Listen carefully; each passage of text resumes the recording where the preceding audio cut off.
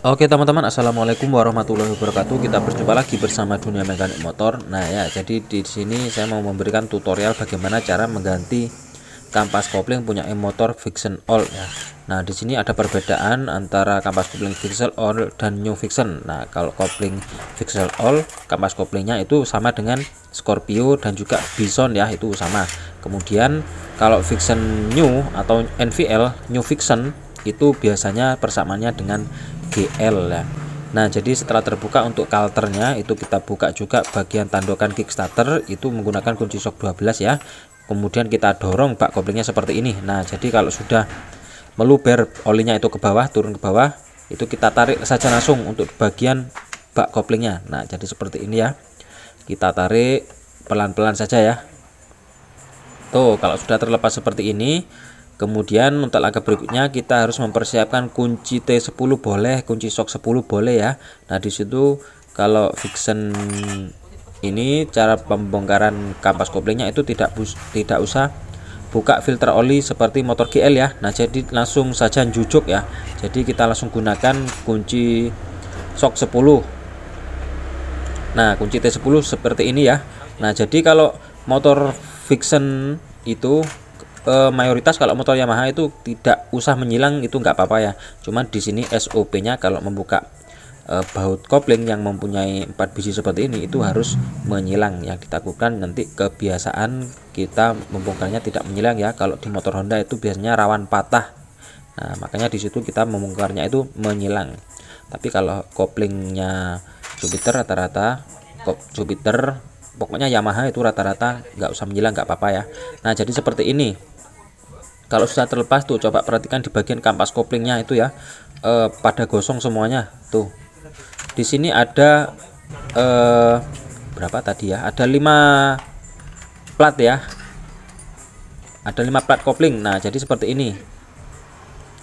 Nah sebelum ke pemasangan itu alangkah baiknya kampas koplingnya baru itu kita lumasi untuk bagian olinya ya. Nah ini ada kampas yang paling tipis itu yang paling mendem di dalam ya, itu jangan lupa ada ring plat juga ya teman-teman, ada plat koplingnya itu yang kecil. Nah jadi seperti ini.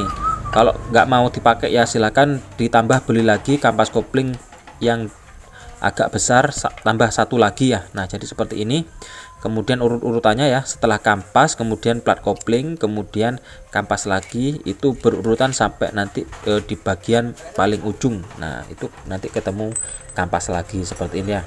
Nah yang terpenting itu adalah pada saat pemasangan kampas itu harus dilumasi oli seperti ini mengeliling ya. Nah jadi bukannya apa ya, kita mengantisipasi saja, kasihan sebetulnya kalau untuk kampas kopling baru itu kan kita kan gesekan awal itu kan nggak ada perlumasan ya, meskipun nantinya itu kita isi oli, cuman nanti kan nggak langsung melumasi keseluruhan kan. Nah jadi di situ sih tujuannya kita lebih kerja rapi saja ya. Nah jadi seperti ini, sebetulnya sih nggak apa-apa kalau memang langsung dipakai. Nah cuman di sini sih kata guru saya itu harus dikasih pelumasan dulu untuk meminimalisir gesekan tentunya.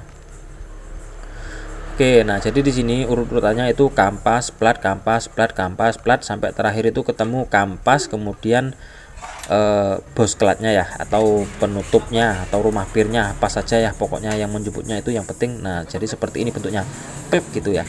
Nah oke. Nah teman-teman biasanya itu pakai kampas kopling Scorpio, kalau yang original itu giginya itu agak lebar-lebar ya, kalau untuk Vixen itu nggak terlalu lebar. Nah kemudian dipasang untuk di bagian pir koplingnya itu ada keempat. Nah kalau teman-teman mau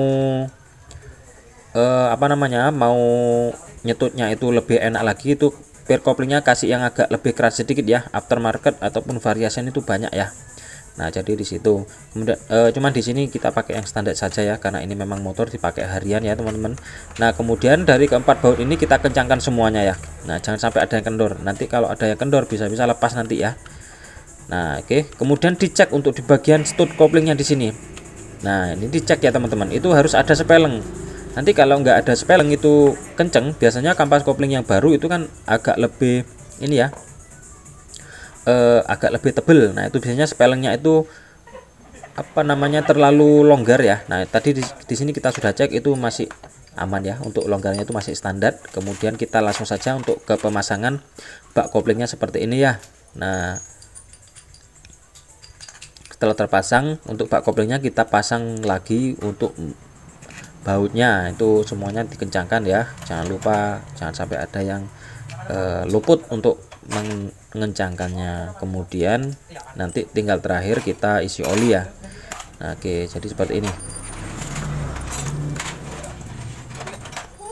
Untuk jasanya berapa ya teman-teman? Nah, biasanya itu relatif ya, setiap bengkel itu relatif antara, kalau di sini sih rata-rata antara 40 sampai 45. Kalau penggantian buka samping motor sport itu sekitar 40 sampai 45, bahkan sampai 50 ya. Nah, kalau motor bebek itu sekitar 35 sampai 40 tergantung si mekaniknya. Nah, kemudian di sini kita langsung ganti oli. Ini olinya kita pakai Delta Loop ya, itu oli sejuta umat. Kalau di sini biasanya menyebutnya itu oli memang agak kental ya, cuman nanti efeknya itu tidak terlalu nyusut. Apalagi motor Vixen itu memang terkenal penyusutan olinya itu sangat banyak ya, padahal penggantiannya itu masih standar kilometernya ya, ikut buku manual, tapi tetap menyusut. Kalau pakai Delta Loop saya jamin, asalkan motornya nggak ngebul ya, itu pasti nanti tidak akan menyusutnya terlalu banyak ya teman-teman. Kemudian